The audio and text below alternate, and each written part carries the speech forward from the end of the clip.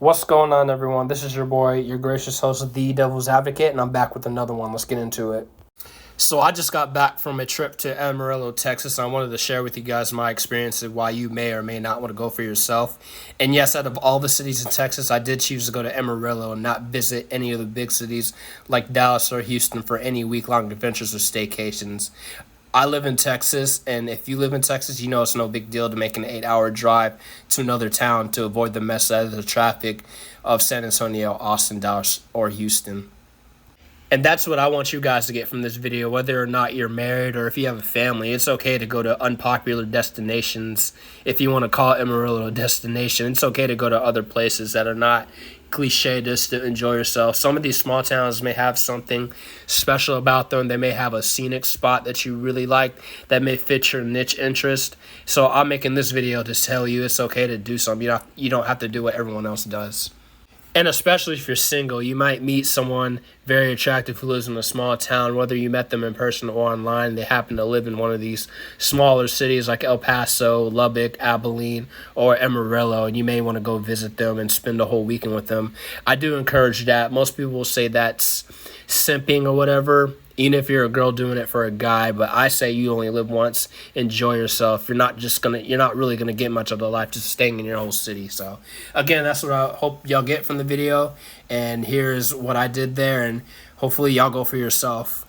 So there are two places I wanted to go visit in Amarillo. One is the Big Texan Steak Ranch, known for its 72-ounce steak challenge, and the other is the PaloDuroCanyon. It's a very light Grand Canyon, so if you've been to the Grand Canyon, Arizona, you really don't need to go to this one. But if you live in Texas, this would just be kind of a revival trip for you, an escape from reality, if you want to call it that kind of trip. It's you can get there from most places in Texas within the same day, so these are the two I really wanted to see. It was just time to get out of where I was and take a break for a while. Back on the size of Amarillo. Amarillo is not that big. I know Loop 335 may be misleading, and you might think Amarillo is pretty decently sized because it has a loop, but trust me, you can get from one end to the other on I-40 in like 10 minutes. It's really not that big. I'm going to keep saying that in this video. I mean, it was a really straight-to-the-point city. I mean, I stopped by a Planet Fitness in there, and I got from about where the motel is, where I stayed, to the Planet Fitness in like 10 minutes.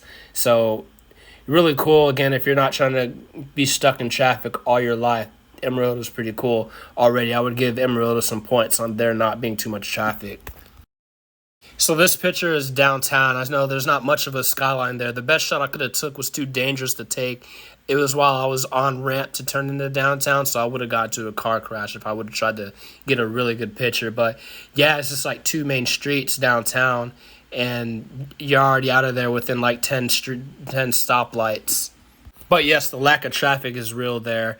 I forgot, and you forget sometimes when you live in these big cities how easy it is, how much easier life is when you don't have to drive an hour each way to get to where you want to go, whether that's home from work to the gym to grocery shopping, a restaurant if you're going on a date or something like that. Amarillo was just easy. It was a quick day. And mind you, I did get there at around 5, so the height of traffic really wasn't the height of traffic that I'm used to. I got there at like, I think, 4:40. So yeah, really no traffic. It was cool. So after cruising the city for a bit, I went straight to the Palo Duro Canyon. It's about a 30-minute drive from downtown to the entrance gate. And it's pretty cool, man. Once you get in, you get to see I don't know what these are called exactly. They look like almost longhorns. They were just out there today eating. By the time I got back and was leaving, they were gone. But you get to see them out, and there are many people taking pictures of them.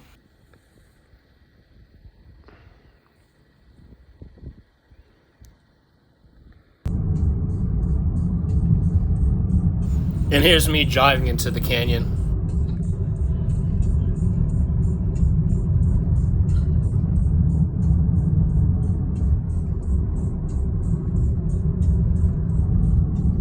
This is one of the first stops when you drive in the canyon. You're surrounded by mountains, so it could be pretty cool or pretty spooky, depending on how you ever want to look at it.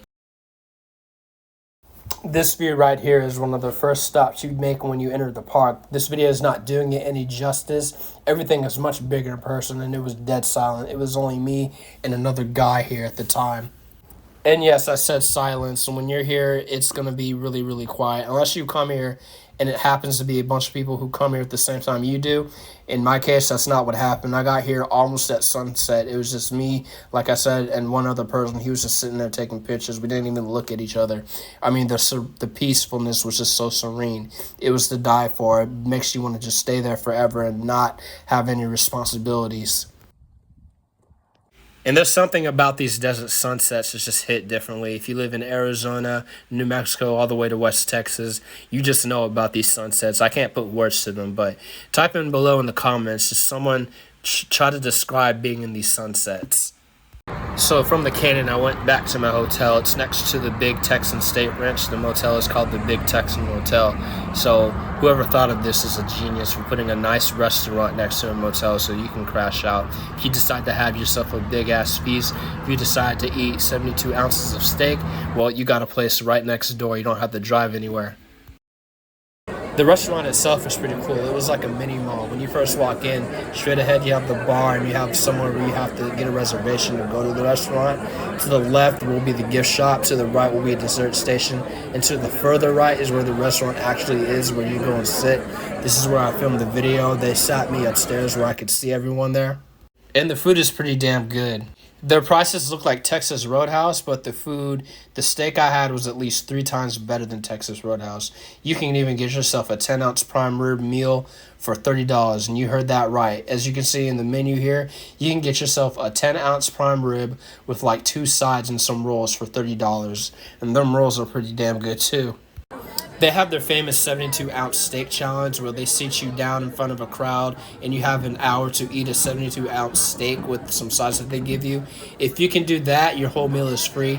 And if you don't, you have to pay for it, which I think if you pay for it on the site, it was only like $72. So it was still a really good deal regardless. That was crazy. The prices, again, here were really crazy.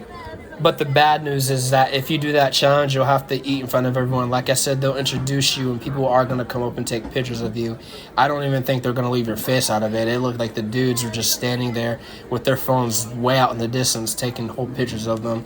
I did that, and one of the dudes looked pissed off. He was trying not to look at me, but he made those like head gestures, you know, when someone kind of looks at you in disgust, or they know you're there but they're trying not to acknowledge you. That was how one dude kind of acted when I got there. But that's the price you pay for eating that 72-ounce steak. And there's that 72-ounce steak with the sizes they give you. You have to eat all that again and within an hour. And if you can do that, your whole meal is free. They have a timer, which in the video, if you saw, they have timers on top, and everyone can see how much time you have left to eat everything. Here's my little 12-ounce I had. It had nothing on the 72-ounce, but the mashed potatoes were good. I don't know what they put in there. They must have put like extra buttermilk. Those potatoes were really good. I had them plain. I didn't get any gravy on it or anything. And again, the steak is like 3 times better than Texas Roadhouse. So after I ate, I just went and crashed out in the hotel. I didn't even try to drink a beer or anything like that. I just went and died, and then I drove home the next morning. So that was my trip. I wasn't even in Amarillo for more than 15 hours. I think I was there only like about 14, 15 hours. I got there at 4:40 p.m. and I went home at 7:30 the next morning. But a great trip regardless. I more so am a fan of like the shorter trips where they're like no more than a few days, where I go somewhere by myself and look at something and I drive right back. I don't like the long trips personally where you go to Vegas with your friends and spend 7 days at a spot. Not for me. So I encourage these for you if you like to hang out by yourself. You just got out of a breakup, you got divorced or something like that. If your spouse took your kids away from you, definitely just go here to recollect yourself for a day or two. Just kind of enjoy the low traffic. Just don't think about anything. Just enjoy the sunset. I think we all need more of this. Not trying to virtue signal or anything, but more people did more things for themselves. I think a lot of people would be more happier. So thank you guys so much for listening. Thank you guys for taking the time to watch. I hope you guys go and experience this for yourself. You don't have to go to Amarillo. You can go wherever your heart desires. I just wanted to show you as the devil's advocate, you don't always need to do things with a bunch of friends. You don't need to be a popular person. You don't always need to do conventional things that society says you need to do or whatnot. You can go and have a good time by yourself. That's what I, the devil's advocate, preach. That's what I stand for on this channel. That's what I want you guys to get. I want you to have the courage to just always enjoy yourself.